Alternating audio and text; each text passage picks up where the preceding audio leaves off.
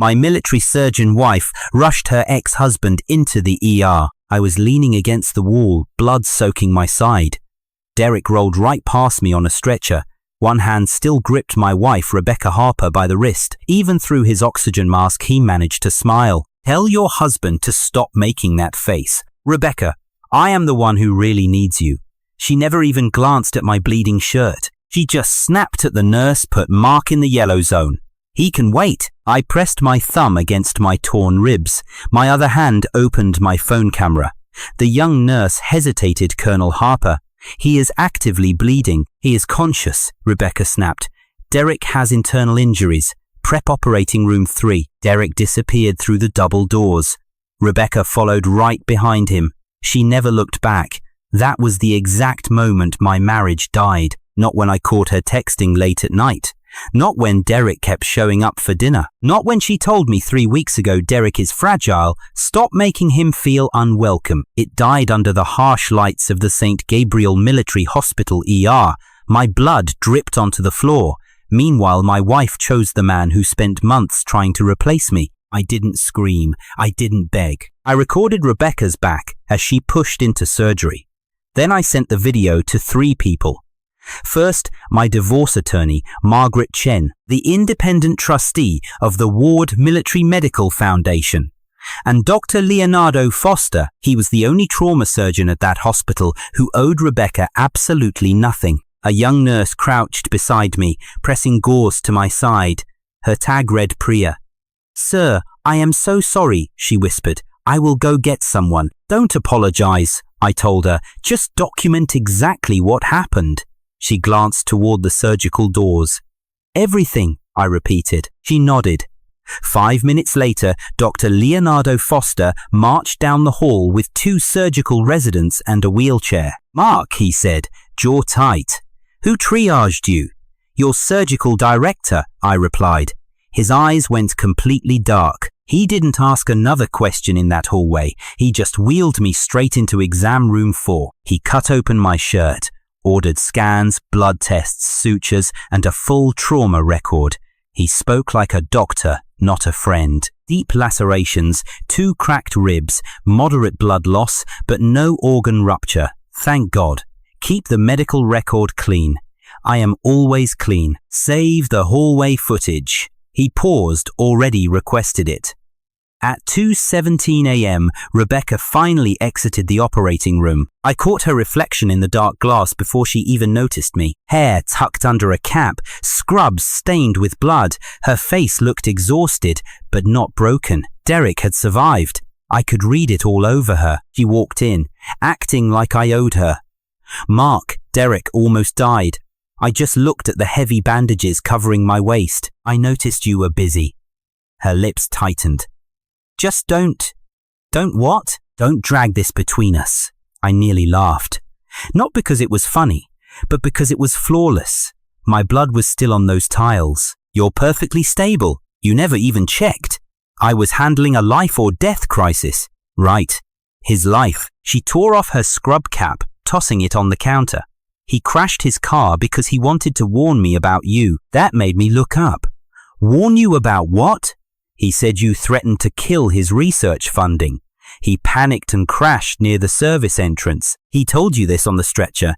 He texted me before the crash. I grabbed my phone. Mark, I launched my banking app. Her voice sharpened. What are you doing? Fixing what upset him. I froze the discretionary research grant scheduled to hit his account at 6 a.m. Then I revoked Rebecca's secondary access to the Ward Foundation Emergency Fund. A notification flashed instantly. Transfer cancelled. Rebecca's phone instantly vibrated inside her surgical gown. She pulled it out, glanced at the screen, then looked up as if I had slapped her face. You can't do this. I just did. That grant covers 3 trial patients. No, it covers Derek's salary. It pays for his conference suites, and that private apartment you claimed was for visiting scholars. Her expression shifted. No guilt, only calculation. Mark, this is not the time. That's exactly what you said when my blood was pooling outside your operating room. She took a step closer. Listen, you're hurt. You're angry. I get it. But if you're cutting hospital funding just out of jealousy, I will absolutely never forgive you. There it is. Not betrayal, not abandonment, just pure jealousy. I opened my messages and forwarded the video to Margaret Chen with a single note. File this at dawn. Rebecca spotted the name on my screen. Her hand froze mid-air. Why are you texting, Margaret? I looked at her because she has the papers. For the first time tonight, Rebecca actually looked me in the eye. You're overreacting. You're seriously divorcing me for saving a patient. I am divorcing you because you left your bleeding husband in that hallway and called it medical judgment. Her stare turned cold. Derek was her patient. I was her husband. She looked away first. That tiny gesture told me way more than any confession ever could. At 4:43 a.m., Margaret walked into the hospital wearing a grey coat, holding a black folder and 2 coffees. The stitches pulled tight as I sat down. You should be in bed. I told her I already served my time in the hallway. We progressed. Margaret did not smile. She opened the folder. Divorce papers, an emergency motion to lock down our marital assets, a notice revoking spousal financial access, a foundation conflict review, and a draft complaint to the Hospital Ethics and Practice Committee. We can file as soon as the court opens. The preservation notice goes out right now. I signed the first page, then the second, then the third. By the time dawn broke through those hospital windows, my signature looked perfectly steady. Rebecca stood near the coffee machine in a clean surgical gown, gripping her phone. Her eyes flicked from me to Margaret and finally to the documents. Mark, she said slowly, go home, let us talk. I capped the pen. She insisted I could not make decisions like this after trauma. I made them while I was still bleeding out. Margaret gathered the signed documents and slid an envelope across the table. Colonel Harper, you are hereby formally notified. Mr. Ward is initiating divorce proceedings today. Any communication regarding assets, joint property, or foundation matters must be routed through legal counsel. Rebecca just stared at the envelope, her fingers refusing to touch it. You brought a lawyer to the hospital. No. I said you brought your ex into my marriage. I just brought a lawyer to end it. Behind her, Derek's mother walked down the hall, sobbing softly. Colonel Harper, Derek is looking for you. Rebecca turned around on pure instinct.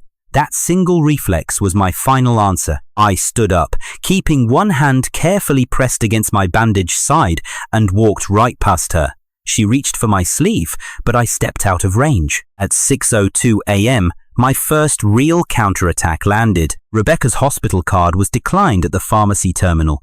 The screen flashed red. Authorization revoked. She stared blankly at the machine, then looked across the lobby right at me. I offered zero explanation. No pause. My phone buzzed in my pocket. A message from Margaret submitted. For the first time since Derek Bell crashed back into our lives, Rebecca Harper had absolutely no idea what I would do next. Rebecca never came home that morning. Derek needed monitoring. Derek needed to be soothed. Derek needed the exact woman who once promised she would never let her past sit at our dining table. I went home totally alone. The house felt way too clean, overly expensive, and meticulously arranged around a marriage completely hollowed out from the inside. Derek's coat still hung on the porch hook, not mine. Dark grey wool from Italy, paid for by a temporary patient liaison stipend.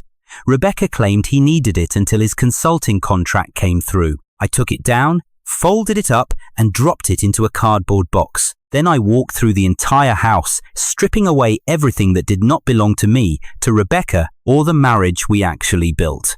Derek's coffee cup from the kitchen cabinet. His spare charger from the guest room. Derek's sneakers by my garage fridge. His framed photo inside Rebecca's study. That photo stopped me dead. It was not an old one. It was taken just last month. A picture of Rebecca and Derek standing together at a Boston medical conference. His arm rested around her waist, her head tilted slightly toward his shoulder. Behind them hung a banner for the Ward Foundation Surgical Innovation Gala. My foundation, my money, my wife, his hand. I photographed the frame, dropped it into Margaret's evidence folder, and boxed it up. At 9:30 a.m., I called a locksmith. By 10:15 a.m., I revoked Derek's access to the building. At 10:40 a.m., I wiped Rebecca's permission to add guests into the property management system. At 11:05 a.m., I sent a formal notice to our security company. Derek Black is not allowed to enter under any circumstances. If Colonel Harper objects, document the incident and contact Mr. Ward's attorney. Then I sat at the kitchen island and pulled up our joint account. The list was staggering. Private wine club memberships, ridiculous hotel charges, luxury medical conference upgrades, a men's watch, 3 transfers tagged as emergency repayments. Each one linked directly to Derek. Approved by Rebecca and drawn from the family account I funded because Rebecca once told me a surgeon should never have to think about money after saving lives all day. I printed every single page out. At noon, Rebecca finally called. I let it ring twice before picking up. You changed the door code. She confirmed she was standing outside her own house. Her house. Silence. Then a low, dangerous breath. Mark, do not do this, she warned. I am done. This is my marital home. Your name is not on the deed. You refused when I offered. You claimed property documents felt unromantic, remember? That was before you turned this place into a weapon, I replied. No, that was before you moved Derek into the guest room while I was away in Singapore, passing it off as temporary recovery support. He had nowhere to go, she claimed.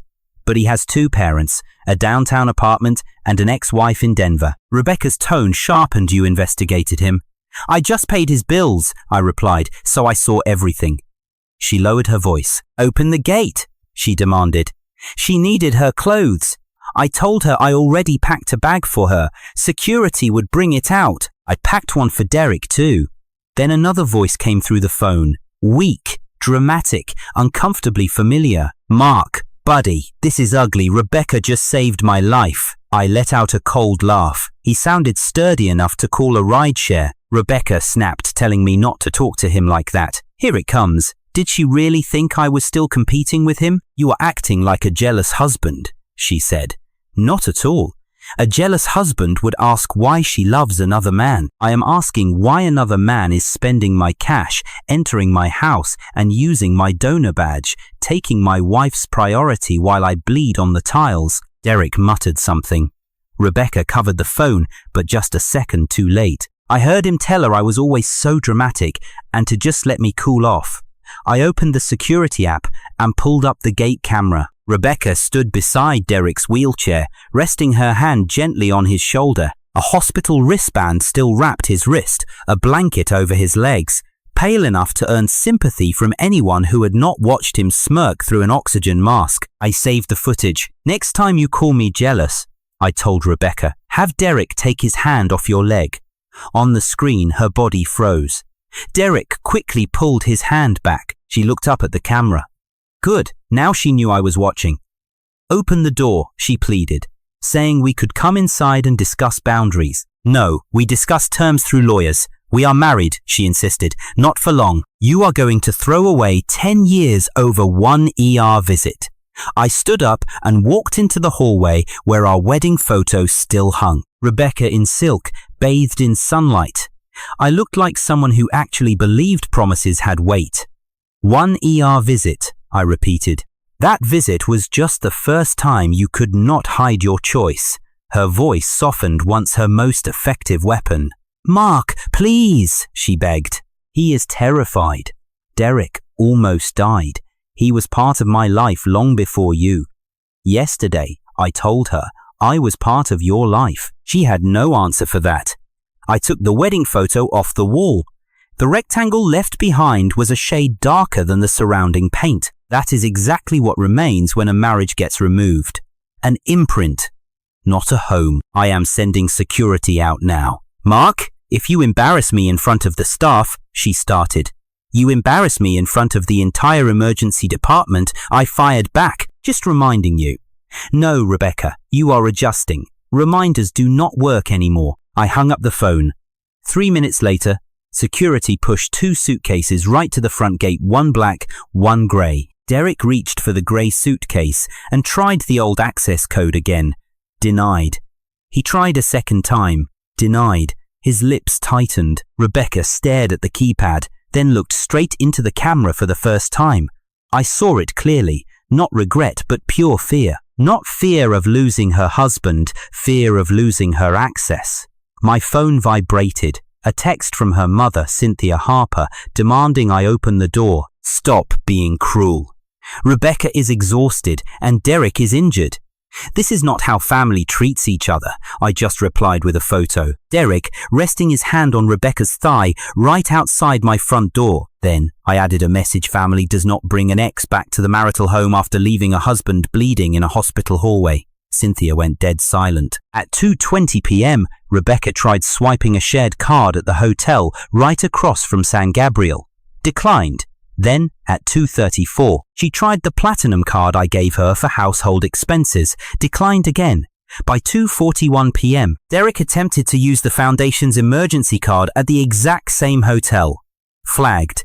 At 2:43, the finance director called my personal cell. Mr. Ward, he said, Colonel Harper's guests are trying to use the trauma outreach account to pay for a luxury suite. It has already been declined. He is arguing with the front desk. Good. Do you need to speak with Colonel Harper? No, just send me everything tomorrow. By evening, the very first small price was paid. Derek Black, the man Rebecca insisted had nowhere to go, sat in the public hotel lobby with a hospital blanket draped over his shoulders. The suite he expected my money to cover was suddenly completely out of reach. Rebecca called again at 7:16 p.m.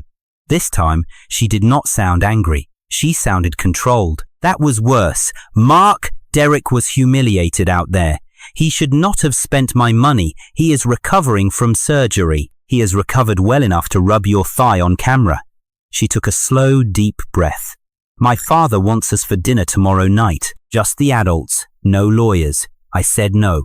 Then he will come to you, she warned. He can talk to my lawyer, Mark. You are turning the entire family into enemies. Your family turned me into an ATM with a pulse. You do not mean that. I absolutely do. Heavy silence. Then she said the words that spared me months of guilt.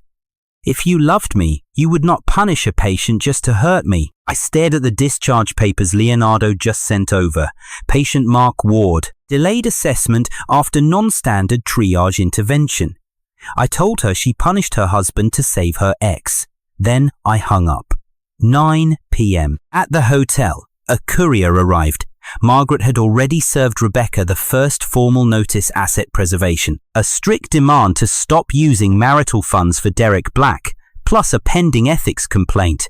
Rebecca actually signed for it. Down in the lobby, because she couldn't even book a room upstairs, hotel cameras caught Derek leaning over her shoulder to read the paperwork. They also caught him stepping back first, not holding her, not protecting her at all, just stepping away. The very first crack in the grand love story where she chose him over me. 11:38 p.m. The doorbell rang. I checked the feed. Rebecca stood outside alone. No suitcase, no Derek, just my wife, still wearing the necklace I bought her after my first independent transplant surgery. She looked into the lens and begged me to let her in. I watched her for 10 long seconds. Then I turned off the monitor. The guy who would have opened that door was left bleeding in a hospital hallway. I was no longer that person. By morning, Rebecca switched tactics. She stopped calling me cruel and started calling me unstable. That was pretty smart. A cruel husband is just a personal issue, but an unstable donor is a professional threat. At 8:12 a.m., Margaret forwarded an email from Rebecca's hospital account. Subject line: concerns regarding donor conduct. Colonel Rebecca Harper wrote to the St. Gabriel Executive Committee. She claimed I weaponized foundation funds against a patient over simple marital troubles. She described Derek as a vulnerable surgical patient, herself as a physician caught in a moral dilemma, and me as emotionally unstable. She completely left out the hallway, the tampered triage, the hotel suite, the room access, the credit cards, the private transfers, or the simple fact that Derek Black had been sleeping in my home while I was away on business. Margaret called 2 minutes later. She said Rebecca is building a record. So are we. We already are, but she is moving fast. She always does when she thinks she's the absolute smartest person in the room. Margaret's tone turned completely ice cold. Mark, listen carefully. Don't react emotionally. Never contact hospital leadership directly without my strict review. Do not argue with her family. Do not threaten Derek. Every single word you say now either helps you or helps them. I know. I mean it, Mark. I built compliance systems for hospital networks for 7 years. Evidence first. Emotions always come later, she exhaled. Good. Then make sure you bury them properly. By noon, we were sitting in her office, not the glass tower kind. Margaret hated that kind of show. Her firm occupied the 3rd floor of a converted brick building with thick, heavy doors, quiet carpets, and a conference room that smelled faintly of old paper and fresh coffee. On the table between us lay 8 distinct folders: hallway footage, traj records, financial transfers, and property access logs, marital assets, foundation authorizations, Derek Black's deep background check, plus Rebecca's entire communication history. Margaret tapped the first folder. She asked if Leonardo saved the footage and would sign a statement. He already has, I said. I slid the printout across. Leonardo Foster's written statement was brief and clean. It read at approximately 23:41, Mr. Mark Ward was found lying in the emergency department hallway. With active bleeding from a torso wound, Colonel Rebecca Harper instructed staff to triage him as yellow zone. This was despite visible blood loss and without even examining him herself. I subsequently took over treatment and fully documented the injuries requiring immediate attention. Margaret read it twice. Good man, she noted. He doesn't like messy medical records. He might have just saved your case. He saved far more than that. Next came Priya's statement. Then the nurse's notes, my video, and the front gate footage. Then the credit card decline records, the hotel attempts, and the transfer records. Margaret paused sharply at the financial folder. $382,000 transferred over 14 months to Derek, his LLC, and connected suppliers. Rebecca approved everything. Most under her login, but 2 under mine. She looked up. I never authorized those. Her pen stopped dead. Well, that completely changes the nature of things. I suppose it does. Margaret singled out those 2 transactions. Outright forgery or unauthorized access. Either way, this goes way beyond divorce. I know. She leaned back in her chair and asked, do you know what this means? If Derek used your credentials and Rebecca either actively helped him or just turned a blind eye, the hospital could face a massive conflict investigation. The foundation might suspend funding entirely. Law enforcement could get involved. I told her I never asked for mercy. I wasn't planning to, she replied. At 2 p.m. we signed preservation letters. One to St. Gabriel, one to the hospital's risk management office, one to the State Medical Board's complaint division, another to the Ward Foundation's audit committee, and one straight to Derek Black. The letter to Derek was my favorite because it was the shortest. Mr. Black, you are officially required to preserve all records, communications, equipment, financial documents, and access credentials, plus any messages and materials involving Colonel Rebecca Harper, Mark Ward, Ward Foundation funds, or St. Gabriel Medical Center, and any transactions conducted in Mr. Ward's name or under his specific authorization. Do not destroy or hide any evidence. Margaret signed in black ink, sent it today. Then she slid the divorce petition across the table. I filed it yesterday. They served her at the hotel. Rebecca has 21 days to respond. With those asset issues, we can apply for a temporary order. I told her to do it. Lock down the house and the vehicles. The Range Rover is mine. The Porsche is leased through our family account. She keeps her own car. Derek has 0 property rights. Remove him from absolutely everything. Margaret took notes. Lawyers only. She won't respect that. Rebecca expects total obedience when she enters an operating room. Losing access will just make her escalate. Let her. Margaret studied me. You sound pretty calm. I am. You were bleeding 2 nights ago. I learned something useful. What? My own wife can watch me bleed and still expect consideration. Margaret's face hardened. Then let's ensure she never gets to ask again. At 4:30 p.m., the messenger handed the documents to Derek at that rehab center near the hospital. He signed with his left hand, so dramatic. At 4:47 p.m., he texted from a number I blocked months ago. You are crazy. Rebecca won't forgive you for attacking the guy she saved. I grabbed a screenshot. Another message appeared. You were always jealous because she loved me first. I took another screenshot. Maybe if you were more of a man, she wouldn't need me around at all. Screenshot. You better back off before I tell everyone what actually happened before the accident. Now that one was important. Sent it to Margaret. She replied, do not respond. Also, good. At 5:12 p.m., Rebecca called from a blocked number. I answered in silence. She immediately asked if I sent legal threats to Derek while he recovered. I stayed quiet. She called it harassment. Said I was scaring him. I just stared at Derek's text, the one warning me to back off before he revealed what actually happened before the accident. No, I finally told her. He is trying to scare me. What do you mean? Ask him what happened before the accident. A long pause. She warned me not to twist the facts. I am preserving them, I replied. You will ruin him. He brought it on himself. He almost died, she said. And I almost became the convenient villain in that email you sent the board. Her breath caught. Good. She knew exactly which email. She called it confidential. I said defamatory. She countered with protective. Protecting who? She had no answer. I let the silence hang until she finally broke it. Derek said, you threatened him. I cancelled the payment after I was left bleeding. He said it was before that. He is lying. She asked why she should believe me, instead of a man who nearly died helping me. I said no. I expect your lawyer to explain the legal discovery. Her voice dropped. She accused me of enjoying this. No, Rebecca, I enjoyed being married. This is just cleanup. She made a sharp noise, like I struck a nerve. Mark, do not call me again. Mark, please. I just ended the call and forwarded that recording to Margaret. At exactly 6 p.m., the first institutional response arrived. St. Gabriel Risk Management officially confirmed receipt of the security demand. At 6:08, the Ward Foundation Audit Committee froze all discretionary funds related to Rebecca's department, pending review. By 6:22, Derek texted Rebecca. He claimed he knew because I accidentally sent it to an old group chat I made months ago for meeting logistics. Ellie, make him stop. That freeze could easily expose the bridge transfer. He deleted it 11 seconds later. Not nearly fast enough. I stared at the message. Bridge transfer. Margaret called before I could even reach her. She asked if I saw it.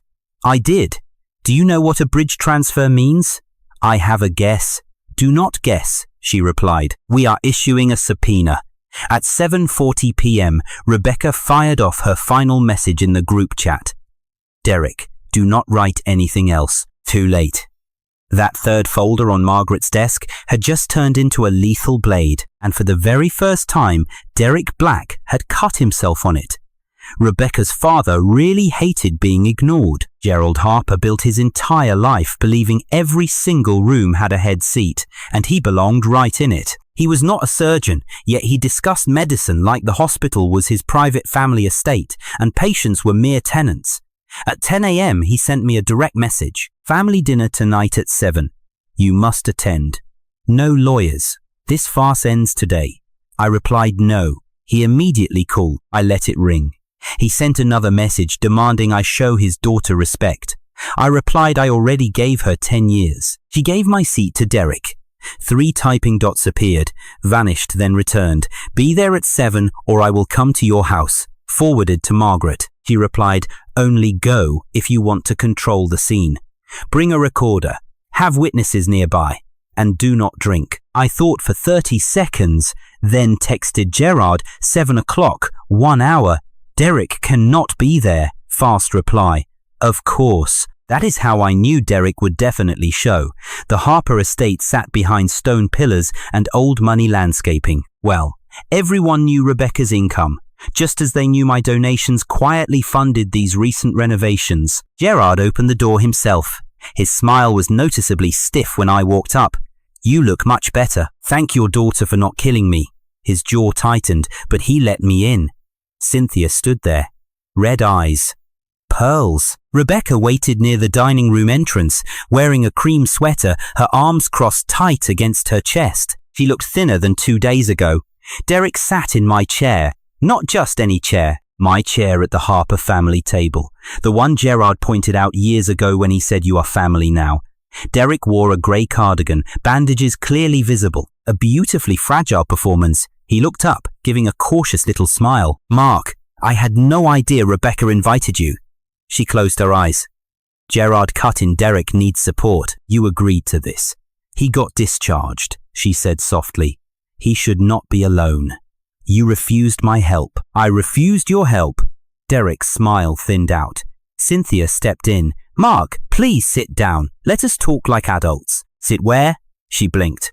"Where exactly should I sit, Cynthia? My usual chair is taken." Derek started to stand. One hand pressed dramatically to his side. "No, I can move. I did not realize seats were assigned." I looked right at him.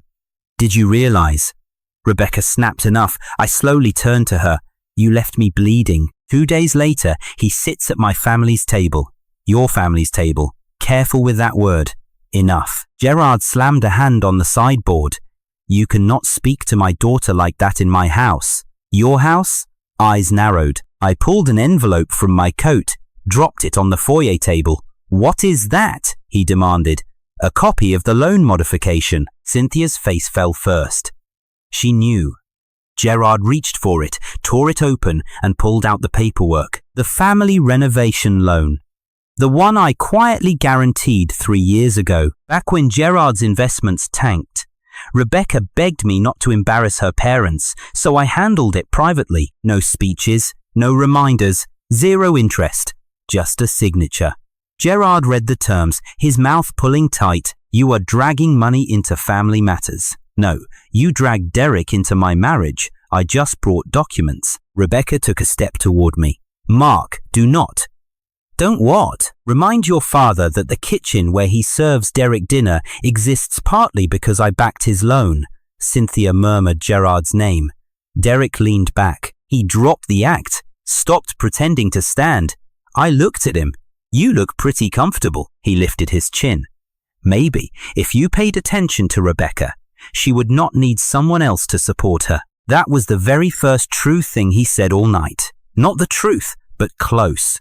He wanted my chair, my money, and my wife's public loyalty. He wanted me to lose my temper so he could play the victim. I refused to give him that. I just pulled out my phone and opened the Harper family group chat. Gerard, Cynthia, and Rebecca. Her brother Paul, 2 aunts, 3 cousins. The exact same people who spent 2 days calling me cruel. I uploaded 3 things: the hallway clip, the gate clip, and the foundation account rejection record linked right to Derek's name. Then I typed a text. "Since this is a family matter, here are the facts your daughter conveniently omitted." Phones started buzzing everywhere. Cynthia grabbed hers. Gerard's expression turned dark as the video played. Rebecca rushed at me. "Take it down. It is already sent. You do not have the right. You gave them a story. I gave evidence." Derek's phone buzzed too. He looked down. Everything changed. Not fear. Exposure. Cynthia covered her mouth. The hallway audio echoed through the dining room. "Put Mark in the yellow zone. He can wait." Rebecca froze. Gerard slowly lowered his hand. "Loan documents forgotten." Paul replied first in the chat. "Wait, he is bleeding." "Rebecca? What the hell?" Then, "Aunt Mary, why is Derek using Mark's card?" Cousin Beth chimed in. "Is this real?" Rebecca whispered. "You humiliated me in front of my family?" "No," I corrected her. "I corrected a lie told to your audience." Derek pushed his chair back. "This is abuse. He is trying to isolate you, Ellie." I angled my phone toward him, tapped one more photo. His hand on Rebecca's thigh outside my door. "Say that again." His mouth snapped shut. Gerard looked from Derek to Rebecca. "Is that true?" She did not answer fast enough. Cynthia collapsed into a chair like her knees gave out. "Mark," she trembled. "We did not know." "I know." Gerard turned to Rebecca. "You told me he was punishing a patient." Her voice cracked. "He was." "No," I shook my head once. "I was ending access privileges. There is a difference."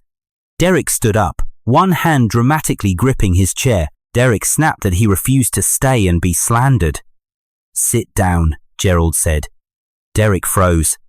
For the first time all night, Gerald wasn't looking at me like the problem. He was treating Derek like a massive burden. Derek definitely noticed. Rebecca did too. I tossed the second envelope on the table. It was a formal notice terminating my guarantee on that supplemental renovation loan at the earliest contractual date. "Your bank will reach out about alternative collateral." Gerald lost all color. He told me I couldn't. "Can you sign the terms?" Cynthia stared at Rebecca. "You swore Mark would never pull something like this." Rebecca teared up. "He wouldn't have before." I grabbed my coat. "You are absolutely right. The guy who loved you never would have." She stepped toward me, begging me to wait. I stopped at the door. "You wanted me here without a lawyer. Well, you got me. Next time you want special conditions, call Margaret." Derek piped up from behind, real bitterness bleeding through that wounded victim act. He asked if having cash made me better than them. I turned around. "No, having actual evidence makes me better than you." I walked right out. I barely reached the driveway when my phone buzzed. "Paul Harper. I am sorry, I had no idea. If you need someone to prove Derek lived there last month, I saw him." I just stood there staring at the screen. Here it was, the very first family witness. The first real crack in Rebecca's fortress right behind me. Through the front window, I spotted Derek just standing alone next to my empty chair. Nobody had told him to sit back down. The next attack came disguised as peace. Rebecca sent a message through Margaret right at 8 in the morning. "Colonel Harper requests mediation on a personal matter. She asked that Mr. Ward refrain from public disclosure while both parties attempt a private resolution." Margaret forwarded it with a tiny note. Translation: "She wants you to shut your mouth before more people start asking real questions." I texted back. I would accept the offer only if Derek was excluded, and she agreed all communication goes entirely through lawyers. Rebecca completely refused. Instead, she showed up at the employee entrance of St. Gabriel right at noon, Derek hovering beside her. She brought a hospital administrator named Dennis. No relation to Derek, but he was highly interested in our foundation funds. Margaret and I were already waiting, not inside the building, but in an independent notary and record-keeping office right across the street. The whole meeting was arranged for document authentication. I had zero intention of letting Rebecca turn that hospital into her personal stage. Dennis walked in looking visibly annoyed. "Mr. Ward, this was not necessary." Pretty bold opener from a hospital that just got a legal preservation request. He sat down. Rebecca didn't. Derek just stood behind her chair like some kind of bodyguard, armed with fresh surgical scars and borrowed courage. Margaret placed a digital voice recorder right in the center of the table. She announced it was recording. "Of course it is." Margaret shot him a look. "Mr. Black, you are not a party to this divorce. I am the accusing party here. You are just the subject of the evidence." His jaw visibly tightened. Rebecca slid a thick file from her folder straight toward me. She demanded I sign it today. I didn't even touch it. Margaret did. She scanned that first page, then let out a dry, totally humorless laugh. It was a mutual apology statement. Rebecca lifted her chin. She claimed the situation already harmed patients, staff morale, and her own professional reputation. "Mark has created a hostile environment," she added. Margaret quietly turned a page. I just watched Rebecca's fingers, the famously steady hands of a surgeon. Those same hands held a scalpel over Derek while my own blood dried in the hallway. Margaret read the terms aloud. "Mr. Ward acknowledges that his actions following the emergency incident involving Mr. Derek Black were purely emotionally driven and definitely not based on any professional misconduct by Colonel Harper." I stared right at Rebecca. She met my gaze. "You actually want me to say you did nothing wrong?" "I want you to stop escalating things," she replied. "So you want me to lie?" "I want you to remember exactly who I am." That sentence landed like a cold scalpel against bone. Who was she really? Chief surgeon. Golden daughter. The woman everyone protected because she saved lives. My wife when convenient. Derek's absolute shield when it actually mattered. I leaned back in my chair. "I remember exactly who you are. Her confident expression flickered. Then Derek cut in. "Mark, just be reasonable. You are actively hurting her career." I turned my head slowly. "Good. You finally found something you care about." He flushed red. Dennis cleared his throat. "Mr. Ward, the hospital is getting concerned about donor instability. The Ward Foundation has historically funded surgical innovation here at St. Gabriel's. We really do not want personal conflicts jeopardizing public benefit." Margaret slid another file folder across the table. "Then you will appreciate this." Dennis opened it. His eyes moved fast, then completely slowed. "What exactly is this?" "A preliminary notice of independent audit.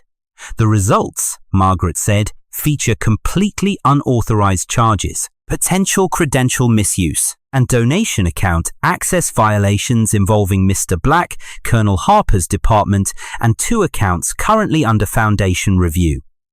Rebecca immediately reached for the folder. Dennis did not give it to her. He just kept reading. Derek snapped that it was fake. I opened my laptop, spun it around, and played the lobby footage. Derek at the front desk. Derek handing over the Foundation card. Derek saying Colonel Harper must have cleared this. The Ward people always reimburse. Rebecca went completely still. Dennis stared at Derek. "The Ward people always reimburse," I repeated. Derek just opened his mouth. Silence. Margaret slid another page forward. "Plus, Mr. Ward never authorized 2 logins traced back to Mr. Black's consulting firm." Dennis put his briefcase down. "Rebecca, what is this?" she asked cautiously. "Administrative chaos.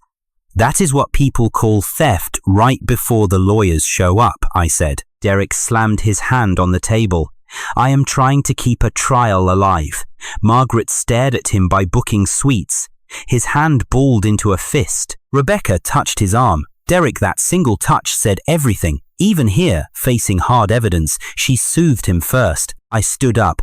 Rebecca's eyes darted right to me. "Where are you going to sign something?" Hope flickered across her face.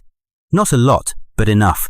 I grabbed the apology statement, flipped to the signature page, and ripped it in half. Then I signed the papers Margaret handed over to me. The first was a formal complaint to the State Medical Board against Colonel Rebecca Harper, citing a conflict of interest. Failure to examine a spouse patient after direct involvement in triage classification, authority abuse, and potential risk. Retaliatory narratives following a patient complaint.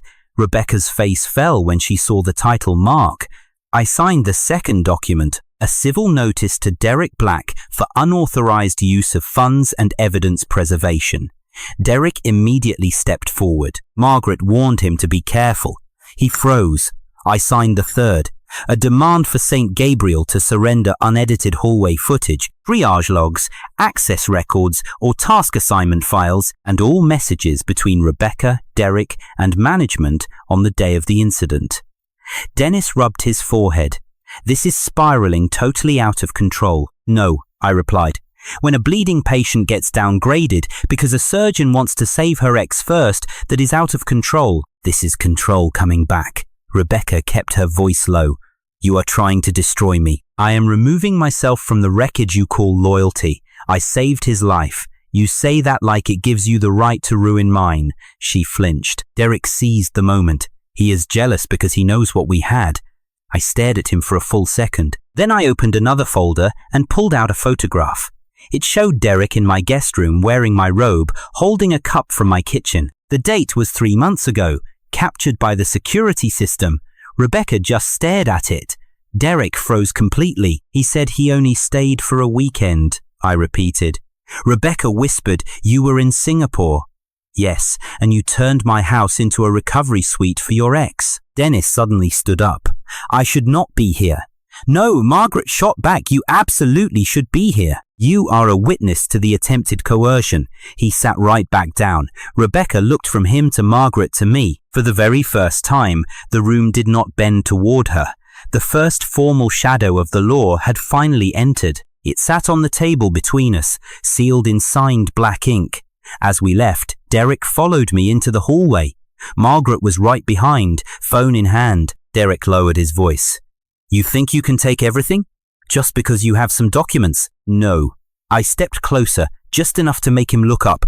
I think I can take back what is mine because you were stupid enough to leave fingerprints. His eyes hardened. Rebecca will choose me. She already has. That confused him. I kept going. That is why she will lose too. Behind him, Rebecca heard every single word. She looked like someone had opened a trapdoor beneath her feet. As I walked away, she never called my name, not because she accepted it, but because she was finally starting to understand that I was not trying to win her back. St. Gabriel held its annual surgical innovation dinner 4 days after I filed for divorce. Rebecca tried to postpone it. The board refused. Too many donors had flown in. Too many cameras were booked. Too many glossy programs had been printed with her on the cover, and Derek Black listed under strategic research partner. My name appeared in tiny print right beneath the Ward Foundation logo. That used to be exactly how I liked it. Quiet money, quiet support, quietly protecting the woman I loved. But quiet had become the space where Derek stole and Rebecca just acquiesced. So I arrived that night in the only way that mattered, with documents. Margaret arrived beside me, dressed in black. Leonardo Foster came 10 minutes later. Priya followed, nervous but sitting upright. Paul Harper stood near the bar, completely avoiding his parents. Gerald and Cynthia sat near the front, their faces stiff, still deciding whether the scandal was real or merely inconvenient. Rebecca stood on stage in a deep blue gown, diamonds on her earlobes, holding the rigid posture of a surgeon in every line of her body. Derek stood right beside her. For a guy supposedly too weak to cover his own hotel bill, he looked pretty healthy to me. His smile just sharpened. Rebecca followed his gaze, her grip tightening on the microphone. The whole program kicked off with applause, heavy speeches, a slick innovation video, and a montage of Rebecca saving lives. Then Derek stepped up to the podium. My recovery this week reminded me of something, he said, his voice warm and totally practiced. Medicine is never about the self. It is all about sacrifice. I watched Rebecca close her eyes for a second, clearly moved. He kept going. The Harper-Blake emergency pathway expanding formally tonight is pure proof of what happens when clinicians put patients above politics. Harper-Blake. I shot a look at Margaret, and she gave a tiny nod. Derek clicked to the next slide, bringing up a complex diagram. The emergency pathway triage flow donor-funded response model. That was my model, not my money, my actual work. I wrote the very first version after my mother died, waiting 40 minutes for a transfer approval. It took 2 long years with Leonardo, Priya, and a rural trauma coalition to build that protocol. Before Rebecca even laid eyes on it, Derek just changed the title. That was it. I developed this model after seeing massive gaps in emergency care during my early collaboration with Rebecca. Leonardo whispered right next to me. Derek just smiled at the crowd tonight. With Colonel Harper backing us, I am so proud to announce the Blake Rapid Surgical Decision Initiative. The applause started. I stood up, nothing dramatic, just enough. Margaret smoothly handed a sealed document packet to the event coordinator down at the edge of the stage. The coordinator skimmed the cover letter, went completely pale, and frantically signaled the audio-visual tech. Derek kept talking too often. Bureaucracy delays care. Too often, personal feelings blur urgent choices. Then, the massive screen behind him shifted, not to his next slide, but to the original 2018 protocol cover the Ward Foster emergency access model. Right below it were signatures. Mine, Leonardo Foster's, Priya Shaw, and 3 county hospital administrators. But not Derek Blake. The applause completely fractured. Derek turned around. That practiced smile lingered half a second too long. Then the giant screen advanced again, flashing an email from Derek Blake to Rebecca Harper. Subject line read, rebranding issue. Ellie, if we want external support, Ward's name cannot stay on this. He will never know. He hates public credit anyway. The entire room shifted. Not a gasp, but a physical shift. Bodies leaned forward. Faces turned. Donors stopped sipping their expensive wine. Rebecca just stared up at the screen, lips parted. Derek glared up at the audiovisual control room. Turn that off. But it didn't turn off. Margaret had quietly paid for independent event recording, and after those deleted group chat messages exposed Derek's potential donor misrepresentation, securing a temporary order to preserve all presentation materials, the next slide finally appeared. Rebecca's reply: "Take Mark's name off the naming.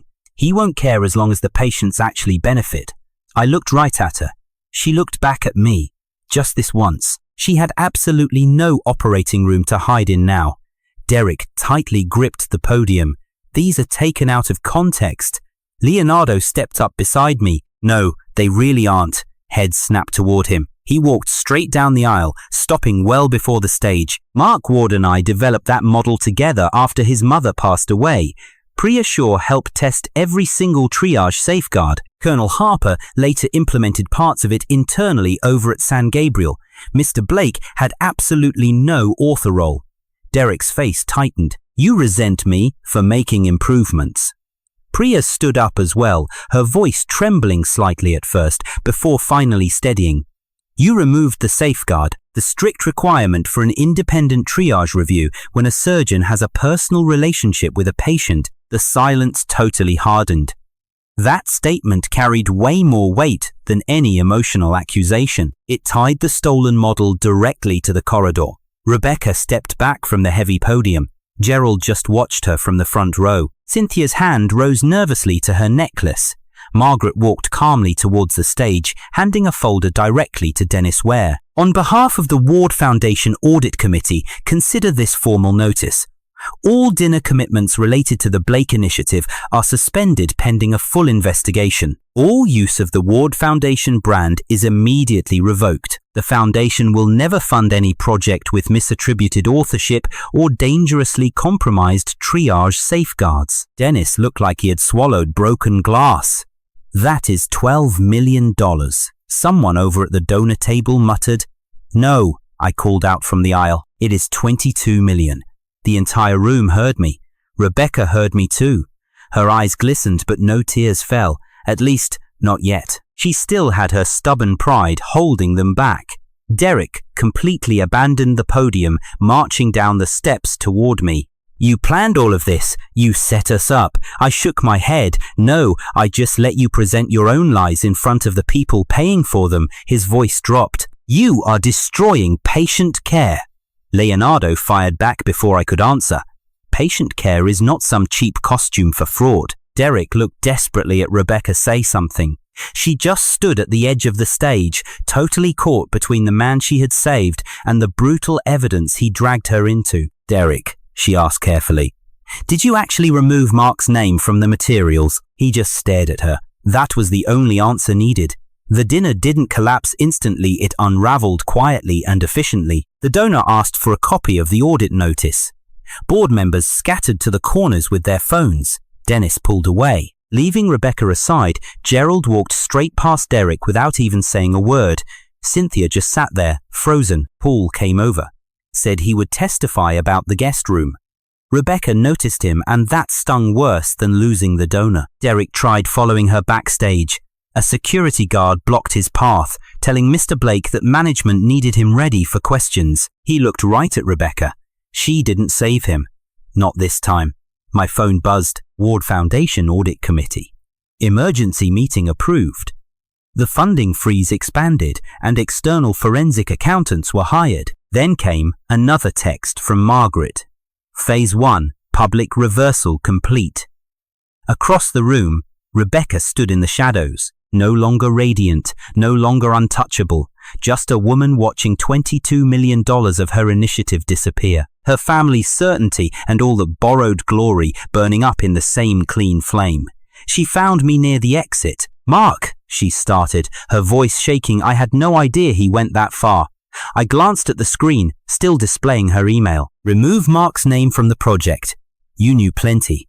Her hand reached out toward me, then stopped midair. She remembered the hospital cafe, the gate, the lawyer's notice. How my sleeve no longer belonged to her. "Mark, please don't leave like this." I glanced toward the stage. "Derek is waiting for you to save him again." She looked over. He really was watching her, not with love, but with expectation. That was the difference she had somehow mistaken for need. Before she could choose, I walked out. Behind me, a donor asked Dennis whether St. Gabriel intended to return the misdirected funds voluntarily or wait for litigation. That was the first major public reversal, and it was only the beginning. 2 nights after the dinner, Rebecca showed up at my house, and she didn't use the front gate. She parked outside and hiked up the hill in heels completely wrong for the gravel path, clutching a folder to her chest like a shield. Security buzzed me first. Colonel Harper is at the pedestrian entrance. Is Derek with her? No, sir. Then let her walk to the porch. But I didn't open the door. I just watched her on the camera. She looked entirely exhausted, worse than any surgery ever made her. Surgery made her sharp. The scandal made her human. She rang the doorbell, and I answered through the intercom speaker. I told her to send it to Margaret. Her face lifted to the camera. I am not here to discuss documents. Then you came to the wrong door. Mark, please, 10 minutes. I am not here to fight, she said. You are here because fighting no longer works to your advantage. She closed her eyes. When she finally opened them, there were tears. The old me would have opened the door, offered tea, a blanket, and forgiveness wrapped in conversation. The new me just watched the feed and waited. I made mistakes, she told me. That is a pretty small word for leaving your bleeding husband behind in a hallway. Her lips trembled. I thought you were stable. I thought Derek was dying. I really thought I could fix it all later. You fixed it by writing an email calling me emotional. I was afraid of losing you, she said, looking back down. The real truth arrived before her words did. I was afraid everything would fall apart. Everything meant her career, the donors, her family, and Derek, not me. She hugged the folder tighter, saying she wanted to settle things privately through Margaret. She wanted to apologize privately. Apologies are for people who stopped, I told her. I have stopped, she insisted. Is Derek still in your hospital network? He has been suspended pending review. Is he still in your phone? Dead silence. Good night, Rebecca. Mark, wait, but I just cut the speaker off. She stood on that porch for 6 minutes. Then her phone rang. She answered it. Even through the camera, I could see Derek's name on the screen because she hadn't bothered to change his contact photo. Taking one last look at my front door, she walked back down the hill, already talking to him. That night, Derek filed a police report. Margaret called at 11:20 p.m. and told me not to panic. I hate sentences starting that way. He claims you threatened him outside the dinner party and pushed him near the service corridor, aggravating his surgical injury. I sat straight up. He what? He filed a complaint for harassment and assault. I never even touched him. I told her I knew there were cameras. Then why call? Because he wants leverage before that audit report officially lands. We make our move first thing at 8:30 a.m. Margaret and I walked into the police station. Not dragged in, not defensive, just walked right in. A detective named Alvarez met us in a tiny interview room. She had tired eyes and a very cautious voice. Mr. Ward, Mr. Blake claims ongoing harassment related to your divorce. Margaret slapped a folder onto the table before answering. I am providing this before my client answers a single question. Time-stamped video from the dinner party corridor, plus witness names and the event's security logs. Alvarez looked down at the folder, then back up at me. You came prepared. Derek is nothing if not predictable. She studied the footage on the station monitor. I stood by the exit. Derek approached. He snapped at me. Stepped right into my personal space. I backed away. Margaret intervened. Security moved in. I never even touched the guy. Then a second camera angle caught Derek clutching his wound and bending over before the guards showed up. Alvarez replayed that exact moment twice. She found it pretty interesting. Margaret slid Derek's text across the table. It warned me to back off before he revealed what really happened before the accident. Alvarez read it. Her expression shifted. She asked if I believed Mr. Blake caused the crash intentionally. I told her no. I believe he knows something he desperately wants to keep hidden, like why he texted my wife before the wreck, claiming I was threatening him, why he drove past the hospital service entrance, why he somehow had access to the donor fund account, and why he tried spinning the narrative before anyone checked the records. Alvarez scribbled some notes. Did you threaten him? No. Did you harass him? Not at all. Did you reach out after the legal preservation order came down? No. Margaret pointed out that Mr. Blake repeatedly contacted my client. We have records. Alvarez leaned back in her chair. Margaret warned that this might not go the way Mr. Blake expects. It honestly rarely does. By noon, the police threw out Derek's complaint after reviewing the station footage. At 1:15 p.m., Margaret filed a preservation notice citing his false report as sheer retaliation. Right at 8 p.m., Rebecca called Margaret. Margaret put her on speakerphone with my permission. Rebecca sounded completely tense. She begged to talk to Mark because he was right there. Margaret reminded her everything goes through the lawyer. Rebecca asked if I went to the cops. I said yes, which wasn't enough. Margaret stated that Mr. Blake filed a report. We just responded with evidence. Rebecca took a breath. She said Derek was called in to explain. I told her he just had surgery, but still made a fake accusation. She called it unfair. He was scared. I leaned toward the phone. I asked her, when the scared person is Derek, how many crimes does fear actually excuse? Dead silence. Then she softly said I backed him into a corner. I called him a liar. She didn't know what to believe anymore. I said, that's her problem. Her breath hitched. She insisted it was our problem. I replied that our problem is this ending marriage. Her problem was the man she kept protecting. The silence dragged on for too long. I almost thought she hung up. Then she finally whispered, if he lied about this, what else had he been lying about all along? Margaret ended the call, instructing her to keep all future communication formal. Later that night, Derek tried striking again. Not with the police this time. He weaponized sympathy.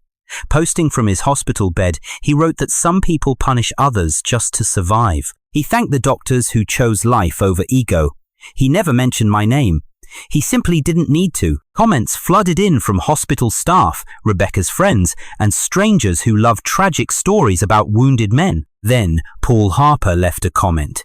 He asked why he sat in Mark's chair while Paul bled in a hallway for 2 days. Was that choosing life? The traction suddenly died. Bria commented that she documented everything, telling him not to turn patient safety into drama. Leonardo added that fake narratives hurt real patients. By midnight, Derek completely deleted the post. By morning, those screenshots had already reached the hospital review board. Rebecca stayed totally silent that day.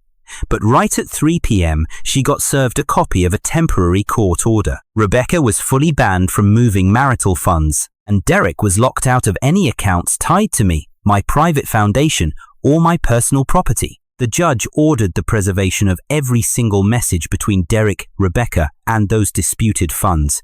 But the very next sentence was the kicker. The court found enough preliminary evidence of unauthorized use of marital and foundation money to force an expedited financial disclosure. Margaret read the document aloud in her office.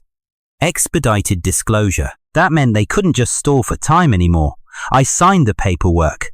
Outside, traffic crawled by like nothing was different, but absolutely everything had changed. Derek's lies had drawn police attention.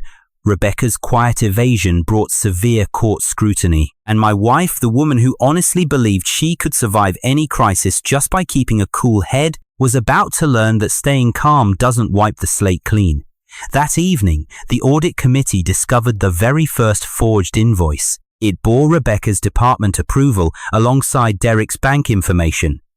My mother's name was engraved on St. Gabriel's East Wing, but not my mother's, the Lillian Ward Trauma Access Center. I personally requested that exact name after she passed. She didn't die because her doctors lacked skill. She died because the medical system slowly failed her, and everyone involved had some perfectly reasonable excuse ready. No bed, no approval, no transfer authorization, no specialist available, and no one guilty enough to actually blame. That is why I fund systems, not statues. Rebecca knew that. Derek only understood the money. Just one of them truly knew the grief behind it. Once the forged invoices leaked, the St. Gabriel board scrambled to call an emergency donor meeting. Margaret told me to go. Not to negotiate, she said, but to set the boundaries. They held it at the Lillian Ward Center, right in a conference room overlooking the ambulance bay. Rebecca walked in to find me already sitting there with Dennis, alongside the board chair, 2 hospital lawyers, the chief compliance officer, Leonardo, and Tessa Anwin, our forensic accountant. Derek was a no-show, yet his absence somehow filled the entire room. Rebecca shot me one quick look, her eyes locking onto the bandage poking out right beneath my collar. She quickly looked away. Board chair Patricia Sloan opened the floor, sounding like someone tiptoeing around a major gas leak. "Mr. Ward, we appreciate you meeting us." "I am here to protect my mother's name," I replied. Rebecca flinched. Good, some words should hurt. Patricia clasped her hands together. She said the board acknowledges severe concerns about naming rights, donated funds, and that emergency department incident. "We have fully suspended Mr. Blake's consulting access, pending review." I glanced at Tessa. She flipped her folder open. "With all due respect, Chair Sloan, our financial review shows way more than just access problems." We dug up 9 invoices from Blake Clinical Strategies LLC, all charged directly to restricted grant funds. 6 had 0 deliverables, and 2 used duplicate descriptions stolen from previous legitimate vendors, and 1 looking an awful lot like personal expenses. Dennis shifted awkwardly. Rebecca just stared at the table. Margaret asked who approved them. Tessa eyed Rebecca, authorized straight through Colonel Harper's department. Rebecca sat up rigid. "My admin staff handles all the routine processing." Tessa nodded. "Maybe so, but 3 approvals have notes demanding urgent action from your personal account." Rebecca's mouth dropped, totally soundless. Margaret slid a printed page across the desk. Rebecca read it, fingers curling tightly around the edges.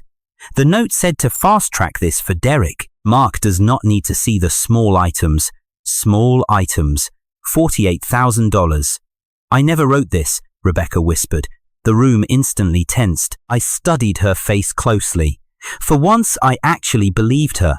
Not because she was innocent, but because of how genuinely hurt she looked right then. Exactly the way someone looks when they realize their own weapon just got turned against them, Tessa noted. "So someone used your login credentials."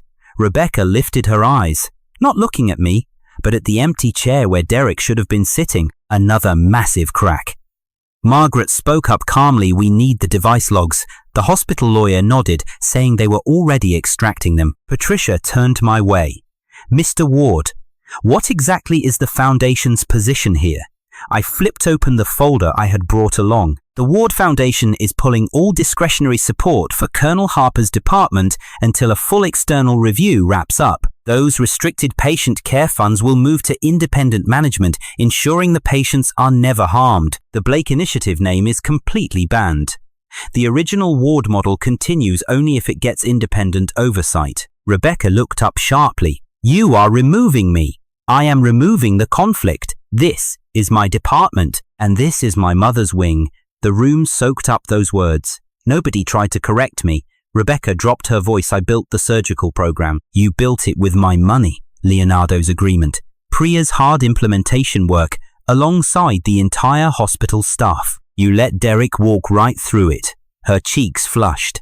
Patricia cleared her throat. "Colonel Harper will face an administrative review regarding both the triage incident and the serious funding violations. A temporary cut to leadership authority might be necessary." Rebecca whipped toward her. Patricia said this was not optional. A month ago, hearing that would have been unthinkable. Rebecca Harper did not lose authority. She gained it. She used to enter rooms, and people just moved. Now she sat under my mother's legacy while a panel decided what she was allowed to know.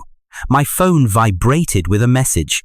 "Paul Harper. Dad is furious at Derek. Mum keeps crying." Rebecca told them she never knew about those forged invoices. "Do you actually believe her?" I typed back, "Not entirely. Not nearly enough." Because that was the honest truth. Maybe Derek did forge those notes. Maybe Rebecca did not approve every single expense, but she created the environment where Derek could easily access those accounts, use her authority, hide behind her emotions. Negligence wearing a wedding ring was still absolute betrayal. After the meeting, Rebecca chased me into the hallway. "Mark!" she called. I kept walking. "Mark, stop!" I finally halted by the donor wall. My mother's photo hung right there, small, elegant, smiling like she genuinely believed this hospital was a safe place. Rebecca stopped behind me. Her voice went completely soft. I never knew about the forged invoices. You knew he was using my account, I replied. I thought it was temporary. You knew he wanted to wipe my name from that agreement. She tightly closed her eyes. Yes, the word dropped between us. No excuses, no begging for patience, no telling me I do not understand. Just yes. Why? She glanced at my mother's photo, then back at me. Because he said whenever your name was mentioned, he felt like absolutely nothing. And you fixed that by making me nothing, I replied, her face twisted in pain. Mark, I thought you didn't care about credit. I don't care about applause. I care about the truth. She swallowed hard. I was wrong. Yes, I am trying to say that. No, you're trying to say that before the audit says more. Her eyes welled up. I went to your house. I took Derek's call right on your porch. The color completely drained from her face. You saw it. I see a lot now. She pressed her hand to her mouth, then slowly lowered it. He said he was panicking. He always panics when the consequences actually arrive. I know that now. No, you only suspect it now. You'll know it when he blames you. She looked at me like I had just said something unbelievably cruel, but I had said something accurate. At 5 in the afternoon, the hospital permanently deactivated Derek's badge. At 5:22, the donor relations office removed his name from all event pages. By 6, 3 major donors requested updated grant terms, excluding Rebecca's direct control until the review wrapped up. At 6:40, Gerald Harper called me. His voice was way quieter this time. Mark, I owe you an apology. No, you owe your daughter honesty. I thought you were punishing her. I am holding her accountable. He went silent. Then he finally spoke. Derek asked me for money today. I stared at the driveway. How much? 200,000, said it was for legal fees. Said Rebecca would pay me back once things settled down. Did you give it to him? No. Good. He told Cynthia you were actively trying to bankrupt the family. He tells people what they fear most. Gerald breathed heavily on the line. I misjudged you. Yes, I am sorry. I accept the apology, but it doesn't change anything. I understand. I didn't end that call with any satisfaction. Apologies are not currency. They cannot buy back a hallway. That night, Rebecca tried to enter her hospital office. Her badge still opened the main building, but not the financial suite. The access logs hit my desk through evidence disclosure 2 weeks later. 7:13 p.m. Badge denied. 7:14 p.m. Badge denied. 7:15 p.m. Badge denied. A camera captured her just standing in front of that door, staring at the red light. That image stayed in my mind, not because I enjoyed it, but because it showed the exact second she learned what I learned in the hallway. Access can disappear while you are still reaching for the door. Derek Black vanished for 26 hours. Not legally, not dramatically. He just stopped answering calls, left his rehab facility, and checked out of the cheap hotel Rebecca paid for with her own card after I stopped working. Rebecca called him 14 times. We know this because the evidence disclosure later produced her call logs. 14 calls, 3 voicemails, 1 text message. Derek, please tell me you didn't use my credentials. Then another text. If you lied to me about the invoices, I need to know right now. Then the most important one. I defended you in front of Mark. Derek didn't reply to that one either. At 9:30 the next morning, he was busy. Tessa Anwin sent an urgent update to Margaret, the hospital compliance office, and the foundation audit committee. Subject line: major findings at Blake Clinical Strategy. Margaret called me right into her office. Sit down. I'd rather stand. I sat down. She slid the report directly in front of me. It wasn't just a single forged invoice. It was a pattern. Restricted grant funds were getting routed through. Blake Clinical Strategy paid out to Rural Implementation Consulting, dated right when Derek was in Miami. A laptop purchased as a patient outreach device was shipped straight to his apartment. 2 wire transfers to a shell supplier registered under Derek's cousin's name, and a reimbursement request carrying my electronic signature, not a scanner signature copied from an old donor authorization letter. My stomach went ice cold. Margaret looked at me. This is entering criminal referral territory. Then do it already. Drafted. I turned a page. There were private messages. Derek to Rebecca. I can't keep going to Mark's people for every little approval. Just let me run the bridge. Then Rebecca to Derek. Keep it below the threshold. I don't want finance asking questions before the dinner. I read that single line twice. There it was. She might not have forged every single expense, but she knew enough. Keep it below the threshold. Not don't do it. Not ask Mark. Not this is wrong. Keep it below the threshold. Margaret spoke softly. I am sorry. I just kept reading Derek to Rebecca. Once the Blake initiative launches, Ward can't pull back. Unless it looks like he hates patience. Rebecca, don't underestimate him. He has patience until he doesn't, Derek. Then keep him patient. That one almost made me laugh. Almost. Rebecca had kept me patient for years, with the oldest tool in marriage, a weary smile, a hand on my shoulder, a promise that Derek is complicated but harmless. A reminder that you are strong enough. You don't have to be insecure. Strong enough, that is what they call you when they want you to endure disrespect without complaint. At 10 p.m., Margaret submitted the criminal referral package to the Financial Crimes Unit. At 1:30 a.m., Street, Gabriel suspended Derek's consulting contract pending cause. At 2 a.m., the Foundation demanded the immediate return of disputed funds. At 2:15 a.m., the hospital finally notified Rebecca. She was placed on administrative leave pending investigation for credential abuse, conflict of interest, and donor funds. She called at 2:17. I didn't answer. She called Margaret at 2:19. Margaret put the phone on speaker. Rebecca sounded totally off. Mark, I need to talk to you. Margaret stepped in Colonel Harper. This line is for legal communication. He is there, Rebecca insisted. He is not, but he is listening. I said nothing. Over the line, Rebecca took a shaky breath. Derek is gone. Margaret watched me. I stayed still. He completely emptied out the rehab apartment, she went on. His phone is dead. The hospital suspended me. They think I helped him steal the cash. Margaret asked if she did. No.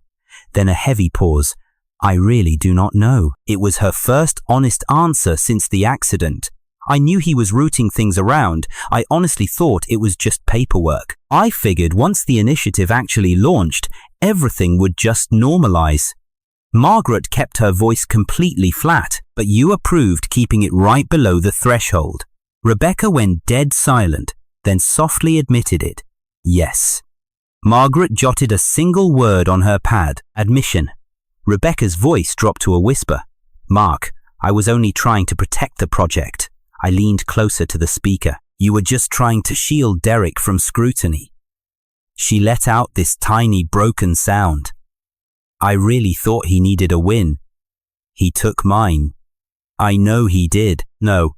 He took my money, my agreement, my access to the house. He took my family seat, my mother's name. When I was bleeding right in front of you, he took your hand too. Her breathing shifted. Mark, do not use my name as a door. Margaret ended the call.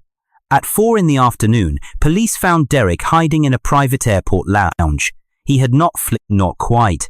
Just trying to board a chartered flight to Nassau with a single carry-on and $78,000 spread across 3 separate accounts under his LLC. He had not been formally arrested yet, just detained for questioning after a financial crime referral and a few suspicious transfer alerts suddenly tripped. Rebecca got the news from Dennis, not from Derek. She headed straight to the police station. I went too, definitely not for her, but to give my statement. The waiting room was ugly and harshly bright. Cheap plastic chairs, a humming vending machine, some tired father quietly arguing with a teenager, a television mounted way too high on the wall. Rebecca sat near the corner in a wrinkled coat. No makeup, stripped of all authority. She spotted me and quickly stood up. Mark, Margaret stepped slightly in front of me. Rebecca caught the movement, her expression crumbling around that tiny physical barrier. I am not going to touch him. Margaret flatly replied that she certainly was not. Then a door opened. Derek walked out alongside Detective Alvarez. No hospital blanket, no podium lights, and no Rebecca holding his arm. He looked much smaller. His eyes found her first, Ellie. She took a half step toward him, then froze. Alvarez told Mr. Blake his lawyer was notified and not to leave the jurisdiction. Derek nodded quickly. Rebecca just stared right through him. "Did you use my login?" He nervously checked the waiting room. "Rebecca, please, not here." "Did you use it?" He dropped his voice to a hiss. "You told me to keep things running smoothly." Her face drained of color. "I told you to stay below the threshold. I never told you to forge Mark's signature." Derek's eyes wildly flickered. Margaret kept her pen moving. Alvarez was watching them too. Derek suddenly realized exactly what he had just confessed. "I mean, no, that came out all wrong." Rebecca took a step back. "You forged his signature." Derek's mask finally shattered. "Do not play the innocent victim here. You wanted that initiative. You wanted Mark's name scrubbed completely off it. You wanted me back in your life because he made you feel like a basic funded employee inside your own operating room." Rebecca physically flinched like she had been slapped. "I stayed still." Derek just kept going, sheer panic stripping him right down to the ugly truth. "You said he would never, ever leave. You promised he would always come crawling back. You said he loved you way too much to let things get this ugly." The sterile room seemed to shrink around Rebecca, not because everyone was staring, but because those words had absolutely nowhere left to hide. She looked at me. I stared right back. I offered nothing. Derek pointed a shaky finger at her. She approved the bridge. She knew. Rebecca spoke quietly. "I protected you." Derek let out a single laugh. "Ugly and thin. You were only protecting yourself." That was the exact moment the dynamic completely flipped. Not in some corporate boardroom, not on a massive stage, but right there in a police station waiting area under buzzing fluorescent lights, where Rebecca threw her man to the wolves, using me as a shield before the ink on her statement was even dry. Detective Alvarez cleared his throat. "Colonel Harper needs to speak with you alone." Rebecca seemed not to hear a word. Her gaze was locked on Derek for the very first time. She no longer saw the fake story she had carefully built. No tragic victimhood, no hidden talent, no romantic hero who got away. Just a desperate man totally cornered by financial records, willing to completely bite the hand that had once lifted him above everyone else. Margaret gently tapped my sleeve. "We are done here." As we walked toward the exit, Rebecca called out, "Mark, wait. Please." I did not stop walking. Behind me, Alvarez sternly repeated her title, Colonel Harper. This time, there was absolutely no open door for her to walk through.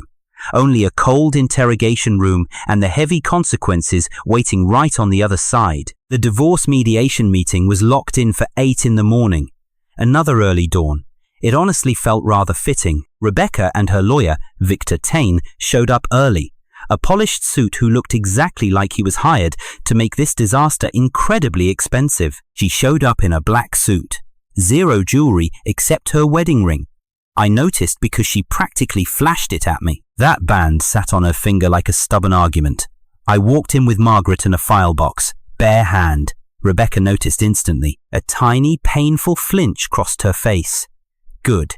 Not that suffering fixes the past, but the truth really ought to leave a mark. The mediation room was all beige walls, a long table, and a bleak alley view. Absolutely zero chance of mistaking this for romance, which helped.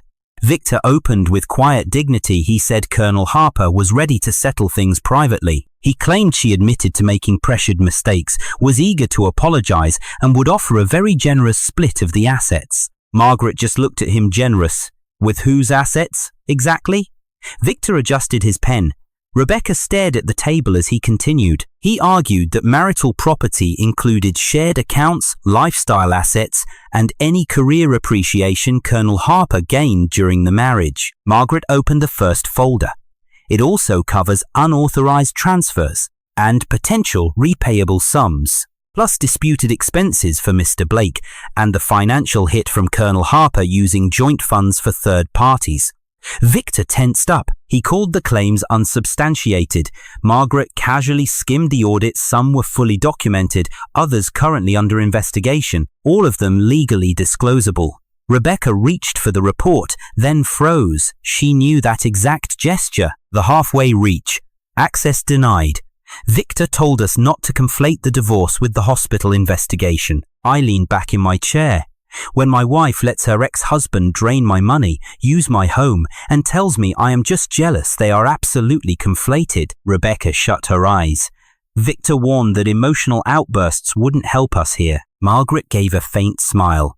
Then you will definitely want to see this spreadsheet. For the next hour, Margaret brutally reduced my entire marriage into data columns. Mortgage payments, household deposits, massive credit card bills, Derek's shady transfers, foundation misuse claims, vehicle leases, and random travel costs. Guest room charges and legal risks. The numbers did what feelings never could. They killed the excuses and exposed a damning dated pattern. Her lawyer completely stopped interrupting around page 6. Rebecca stayed dead silent until Margaret brought up the night at the hospital. Then she looked up, claiming she didn't know I was hurt that badly. I stared right back. You saw the blood on my shirt. You told the nurses I could wait, thinking they would handle it. You were wrong. She swallowed hard, claiming she had already admitted that. No, you were just saying it now because we are recording. Her eyes instantly welled up. Victor touched her arm. She yanked it away, insisting she needed to speak.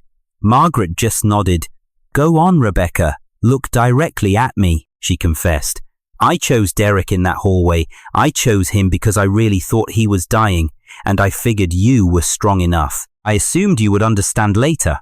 I had spent months letting him make me feel completely responsible for his life. None of that is an excuse. The room went dead quiet. Then she admitted letting Derek into our home, letting him bleed my resources dry. I let him take the credit because I convinced myself you didn't need it. I turned your love into permission. Finally, she was actually describing it correctly. Not jealousy, not a misunderstanding. Permission. So what do you want from saying all this? Her tears finally fell. Nothing. I just waited. Then she whispered, no, that isn't true. I want you to look at me like I am still the woman you married. I looked at her. Carefully, completely. I told her I couldn't. Her shoulders slumped. Victor desperately tried to control the room. He offered a deal if I dropped the civil claims over marital conduct. Colonel Harper would surrender her claim on the house. Margaret's tone instantly sharpened. Victor insisted they were just negotiating. No, I said you are trading my own house for my silence. Rebecca turned to Victor. Stop, he frowned. I echoed her stop. Suddenly, her phone rang. She looked down. Her whole expression shifted. Victor said, don't answer. She took it off speaker. But Derek's voice bled through anyway. Ellie, they are trying to pin everything on me. You have to tell them we had approval. Tell them Mark knew. Rebecca turned to ice. Victor lunged for the phone, but she yanked it away. Derek kept going, you owe me. I only came back because of you. You promised he would cover it if things went sideways. You said he always paid to keep your life clean. Slowly, Rebecca's eyes met mine. Dawn returned. The hospital cafe. The signed application with her fingers lingering right on the envelope. I thought she was just making panic choices after trauma. Now I was hearing her ex describe the marriage she had actually been exploiting. You said he always paid. Margaret quietly slid her phone onto the table, actively recording. Victor frantically whispered to hang up. If I go down, Derek threatened, I am not going down alone. Rebecca finally killed the call. Dead silence. Then Margaret announced we would request the recording be preserved. Victor dragged his hands down his face in defeat. Rebecca just stared blankly at her wedding ring. She slipped it off, slow and deliberate, resting it on the table between us. I didn't touch it, she said. What are your terms? Margaret answered instantly. Full cooperation with the fraud investigation. 0 claims on the residence. Full repayment from Colonel Harper's separate assets for any marital funds Mr. Blake used. Written proof that Mr. Ward never harassed, assaulted, or financially retaliated against the patient. Immediate withdrawal of the defamatory donor misconduct claims. Contact strictly through lawyers. A fast-track divorce wherever legally possible. No public statements unless attorneys review them first. Victor looked completely insulted. Way too harsh, he snapped. Milder than legal discovery, I replied. Rebecca just stared at the ring.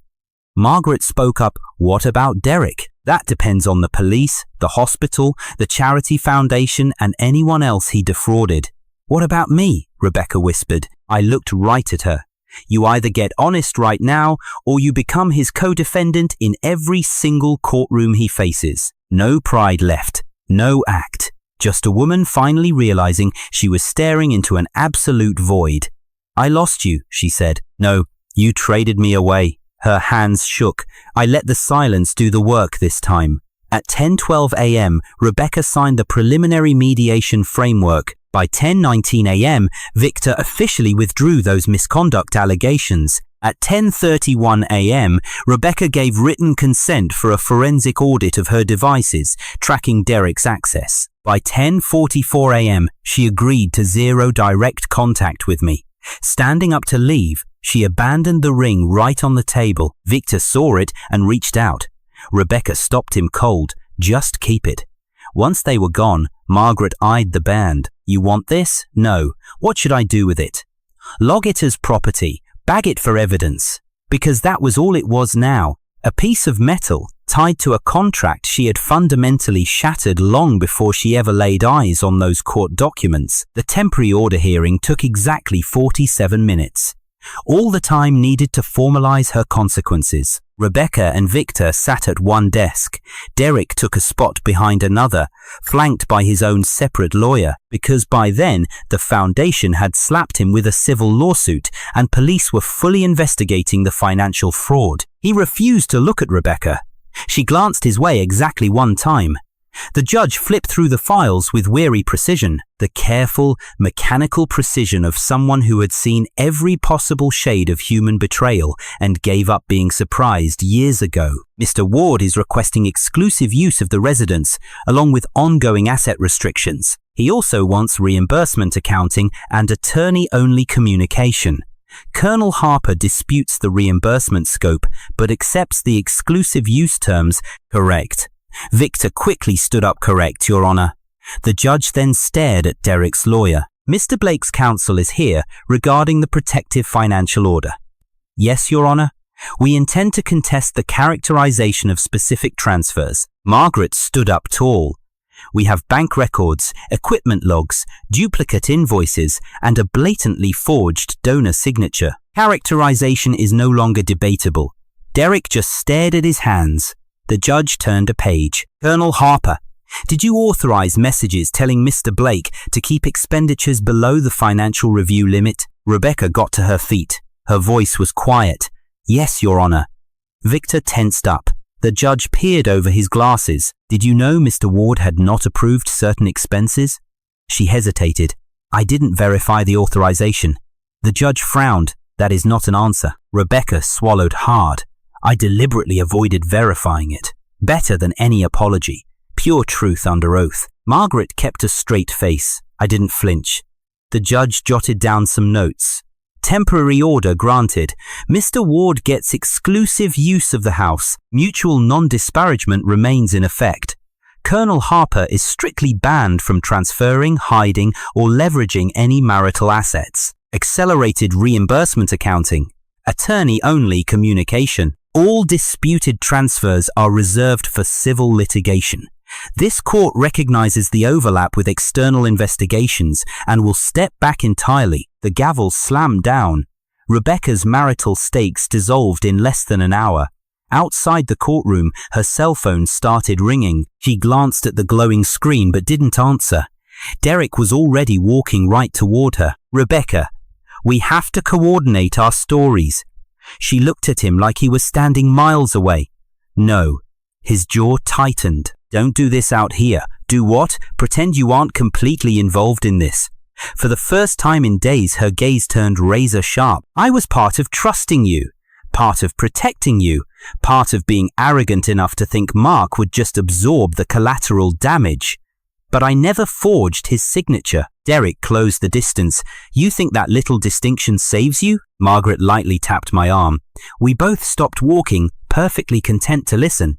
No, Rebecca told him, I think it will convict you. Derek laughed bitterly. You're choosing him after all this? She looked my way. I gave her nothing. Zero rescue. Zero warmth. No shared enemy. The realization finally hit her. I am choosing the truth. Derek's mouth twisted. You are choosing whatever keeps your license. Rebecca flinched. He had aimed perfectly. Then he turned my way, asking if I was happy about getting my revenge. No, that stopped him cold. I stepped right up. I got the records. Revenge is just what guilty people call accountability when it finally arrives. His lawyer pulled him back. Stop talking, Derek. Good advice, but too late. By that afternoon, Gabriel sent out an internal notice. Colonel Rebecca Harper was stripped of her department leadership pending review. Not fired yet, but totally stripped of authority. Her name vanished from the surgical innovation page. Derek's file vanished. The Blake Initiative page returned a 4004 error. At 5 p.m., the State Medical Board confirmed they received the complaint and opened up a preliminary review. At 5:30, the Foundation filed to recover disputed funds. At 6, compliance ordered Rebecca to surrender all her department financial devices for imaging. At 6:12, she tried calling me. The call went straight to Margaret's office. I only knew because Margaret forwarded the transcript. Rebecca's voice saying she understood. She said she shouldn't be calling but just wanted to hear me once. She knew there were no excuses left. Tell him I finally understand the hallway. Margaret asked if I wanted to reply. I said no. Understanding wouldn't reopen that door. 2 days later, Rebecca arrived to pick up her reserved items. Security, Margaret's assistant, and a clerk were present. I stayed in the study, not hiding, just refusing to perform grief. Through the camera feed, I watched her walk through the exact room she used to rule without a second thought. The living room where she took Derek's calls while I cooked. The kitchen where she admitted to feeling insecure. The guest room where Derek used to sleep. The hallway where our wedding photo no longer hung. She stopped before the empty rectangle on the wall. Her shoulders trembled once. Then she moved on. The clerk handed her boxes. Medical journals, clothes, a framed diploma, and a set of knives she had bought in Kyoto. She asked about the blue cup. The clerk checked his list disposed of. Rebecca closed her eyes. That blue cup belonged to Derek. Good. Some things just aren't worth keeping. At the study door, she paused. Only half her face showed on camera. Mark, she said softly. Margaret's assistant told her Mr. Ward wasn't here. I know he is, she insisted. Silence. She stood there for a long time before setting something on the small table outside my door. Her hospital ID badge. Not handed to me, just abandoned there like a withered leaf. Without that place, I do not know who I am, she whispered. I almost answered. Almost. Then I remembered her emergency room words. He can wait. I let the silence answer. She left at 3:40. By 3:45, Derek was arrested for fraud, forgery of authorization, and attempted financial concealment. At 4:22, the news reached Rebecca. At 4:31, she phoned Margaret. This time, she wasn't looking for me. She just wanted to know if cooperating could lower her own risk exposure. That was the final twist. Not love, not grief survival. She finally arrived exactly where Derek had arrived first. Looking for the least painful way not to drown, Margaret told her to use her own lawyer. That evening, I sat alone in the study. The hospital ID badge on the desk. The plastic card still showed Rebecca smiling in her white coat. Colonel Rebecca Harper, Chief of Surgery. That title was already outdated. I slipped it into an evidence bag, not because I needed it for the lawyers, but because I truly needed that reminder. Some people do not lose themselves all at once.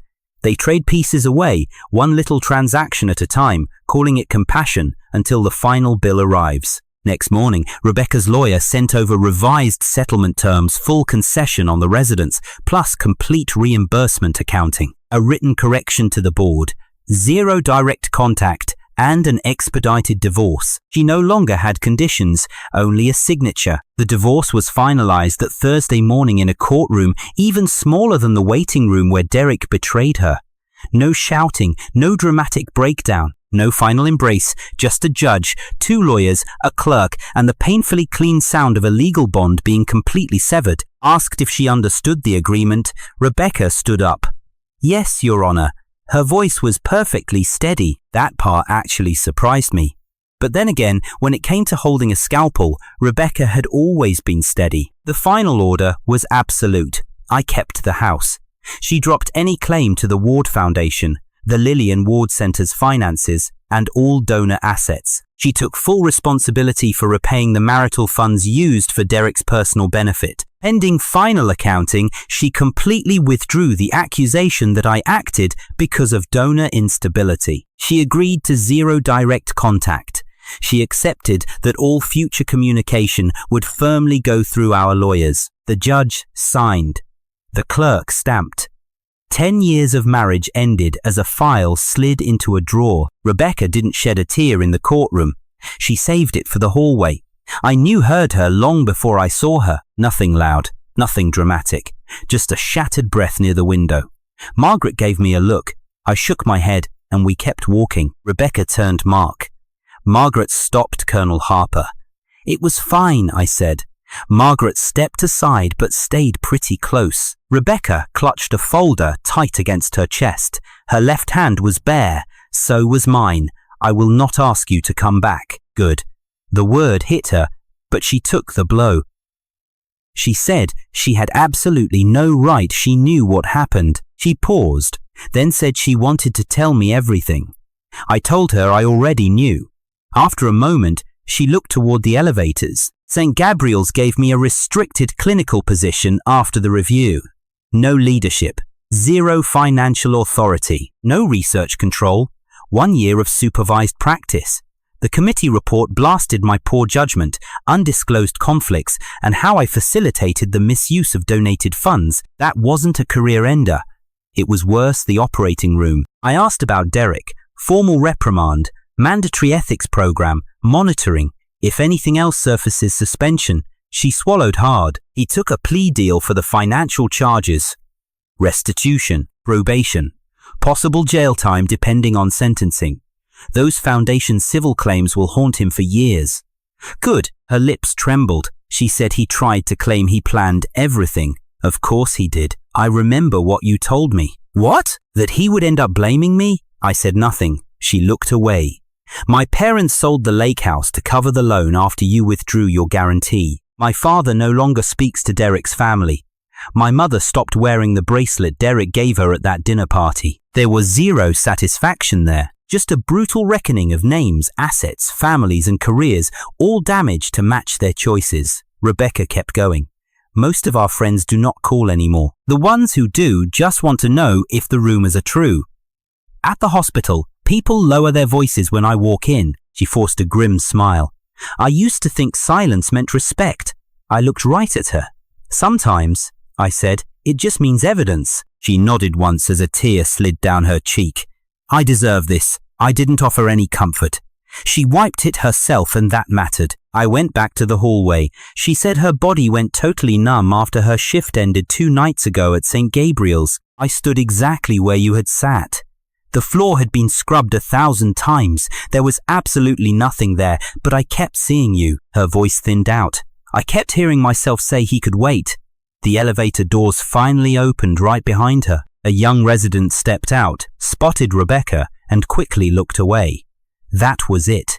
Not just cheap gossip, but the undeniable collapse of her name. In the very hospital she once commanded, she was now a cautionary tale. Rebecca saw it too. Her shoulders pulled tight. I wanted to save Derek because years ago, back when he was nothing, he made me feel chosen. Then you fell in love with me when I actually became someone. I confused debt with love, confused love with something that would always wait around. I told her I did wait. I know, she replied. And then I bled. Her eyes fluttered closed. When they opened, her last hope had vanished. Not because I was cruel, but because I was crystal clear. I am so sorry, she said. I know. Can you forgive me? No.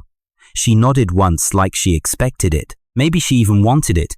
A clean rejection is way easier to survive than false hope. Will you ever? I really don't know. But forgiveness won't change the final outcome. She just breathed through that sentence. Are you happy? I thought of the big house, the empty walls, the quiet study without her footsteps. My mother's name was finally restored on that agreement. Patients continued getting their funding through independent management. Leonardo officially led the emergency care review. Priya was promoted to head of safety implementation. Derek faced his sentencing. Rebecca stood before me with absolutely zero excuses. Happy really wasn't the word. Free, I said. That clearly hurt her the most. She pressed the folder flat against her chest. I wish you had always been that way. Then she turned and walked straight to the elevator. This time she didn't look back. Derek's sentencing went down 6 weeks later. He dodged a long prison term, financial crimes, after all, ending grey rooms, and negotiated penalties, not dramatic endings. But he didn't walk away clean. Heavy restitution, probation, and a suspended sentence hanging over his head, civil liability, and a professional blacklist.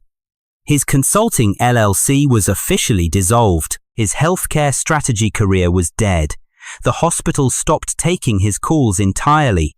The guy who once sat in my chair became a name whispered during compliance training. Don't be the Blake case. That was his whole legacy. Rebecca's consequences dragged on much longer. She sold her downtown apartment to cover the massive compensation and legal fees. She lost her role as department head, lost donor access, and lost the unquestionable pride of the Harper family. Gerald, the man who once ordered me to dinner, actually sent me a handwritten apology letter. I never replied to it. Cynthia mailed over a box of my old holiday gifts that Rebecca kept at their house. I donated most of it. Later, Paul testified in the civil case and texted me. He texted that I deserved better. I just replied yes. The house grew quiet in a different way. At first, the silence felt like hurt. Then, it just became space. I took down the last wedding photos and patched the wall where the biggest frame hung. I even replaced the mattress in Derek's guest room. I changed the study lock before realizing I didn't need to lock anything in my own home anymore. Meanwhile, the Ward Foundation finally finished restructuring. No department head could approve funds tied to any personal relationships. No emergency pathway could bypass independent triage. No donor program could get renamed without verified attribution. The agreement returned to its original name, the Ward Foster Emergency Access Model. I added Priya too. She deserved it. At the unveiling, Leonardo stood by my mother's photo. You okay? No. He nodded better? Yes, enough for now. He was right. Across the hall stood Rebecca. She attended as just a staff member.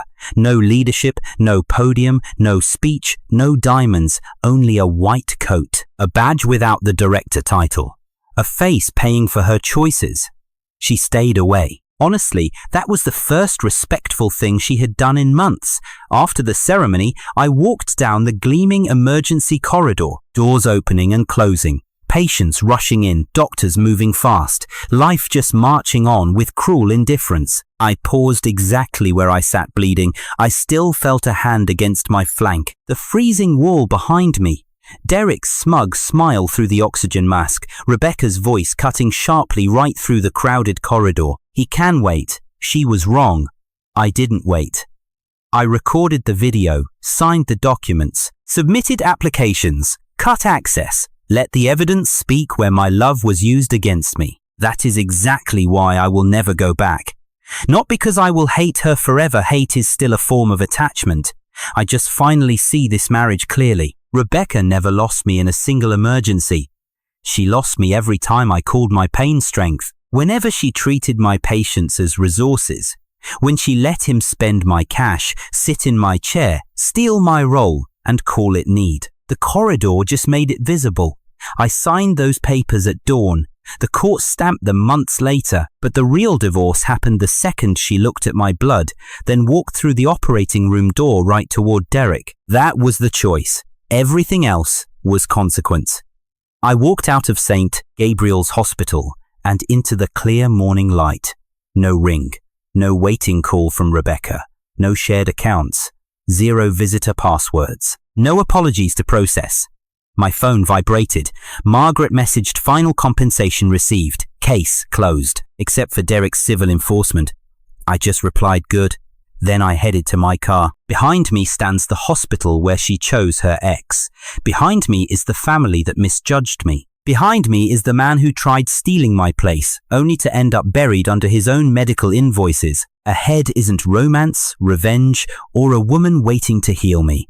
Just my life back in my hands. That is enough. I drove off before the early shift change. This time, no one made me.